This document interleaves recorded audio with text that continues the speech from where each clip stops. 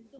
ಆದರೀಗ critical air bag system ಅನ್ನು ಹೊಸ ಪದ್ಧತಿ ಜಾರಿಗೆ ತಂದಿದ್ದು ಮೊದಲನೇ ಸೆಮಿಸ್ಟರ್ನಲ್ಲಿ ಒಂದು ವಿಷಯ ಫೇಲ್ ಆದರೂ 5ನೇ ಸೆಮಿಸ್ಟರ್ಗೆ ಹೋಗಲಾರದಾಗಿದೆ. ಇದು ವಿದ್ಯಾರ್ಥಿಗಳಿಗೆ ನುಂಗಲಾರದ ತುತ್ತಾಗಿದೆ. ಈಗ ಫಸ್ಟ್ ಇಯರ್ ಅಲ್ಲಿ ಒಂದು ಸಬ್ಜೆಕ್ಟ್ ಬ್ಯಾಕ್ ಇದ್ರೂ ಕೂಡ ಥರ್ಡ್ ಇಯರ್ಗೆ ಹೋಗಂಗಿಲ್ಲ. ಥರ್ಡ್ ಇಯರ್ಗೆ ಅವಕಾಶ ಇರೋದು ಅಂದ್ರೆ 1 ವರ್ಷ ಇರಬೇಕಾಗುತ್ತೆ. ಸೆಕೆಂಡ್ ಇಯರ್ ಅಲ್ಲಿ ಒಂದೇ ಒಂದು ಸಬ್ಜೆಕ್ಟ್ ಬ್ಯಾಕ್ ಇದ್ರೂ ಕೂಡ ಫೈನಲ್ ಇಯರ್ ಅಂದ್ರೆ 4th ಇಯರ್ಗೆ ಹೋಗ್ಲಿಕ್ಕೆ ಅವಕಾಶ ಇಲ್ಲ. ಸೊ ಇದು critical year back system. So ಈ ಒಂದು ಇಯರ್ ಬ್ಯಾಕ್ ಸಿಸ್ಟಮ್ ಇಂದನೇ ತುಂಬಾ ಸಫರ್ ಆಗ್ತಾ ಇದೀವಿ. ಅಂದ್ರೆ ಅವ್ರ ಪ್ರಕಾರ ಅವ್ರು ಹೇಳೋ ಪ್ರಕಾರನೇ ಕ್ಯಾರಿ ಓವರ್ ಸಿಸ್ಟಮ್ ಏನ್ ಹೇಳುತ್ತೆ ಅಂತಂದ್ರೆ 4 ಸಬ್ಜೆಕ್ಟ್ ಇದ್ರೂ ಕೂಡ ನೆಕ್ಸ್ಟ್ ಇಯರ್ಗೆ ಹೋಗ್ಬೋದು.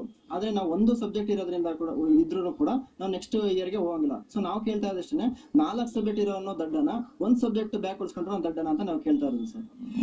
ಇಷ್ಟೇ ಅಲ್ಲದೆ ಪರೀಕ್ಷೆ ಫಲಿತಾಂಶ ಹೊರಬಂದಿದ್ದು ಮೌಲ್ಯಮಾಪನವು ಸರಿಯಾಗಿ ನಡೀತಿಲ್ಲ ಅಂತ ವಿದ್ಯಾರ್ಥಿಗಳು ಆಕ್ರೋಶ ವ್ಯಕ್ತಪಡಿಸಿದ್ರು. ರಿವ್ಯಾಲ್ಯೂಯೇಷನ್ಗೆ ಹಾಕಲಾಗಿದ್ದು ಬಹುತೇಕರ ಅಂಕ ಬದಲಾವಣೆಯಾಗಿದೆ. ದುಡ್ಡು ಕೊಟ್ಟವರಿಗೆ ಮಾತ್ರ ಒಳ್ಳೆಯ ಅಂಕ ನೀಡಲಾಗ್ತಿದೆ ಅಂತ ಆಕ್ರೋಶ ವ್ಯಕ್ತಪಡಿಸಿದ್ರು. ಏನ್ ರಿವ್ಯಾಲ್ಯೂಯೇಷನ್ ರಿಸಲ್ಟ್ ಬಂದಾದ್ಮೇಲೆ 24 ಇರೋದು 24 ಇರುತ್ತೆ, 27 ಇರೋದು 27 ಇರುತ್ತೆ.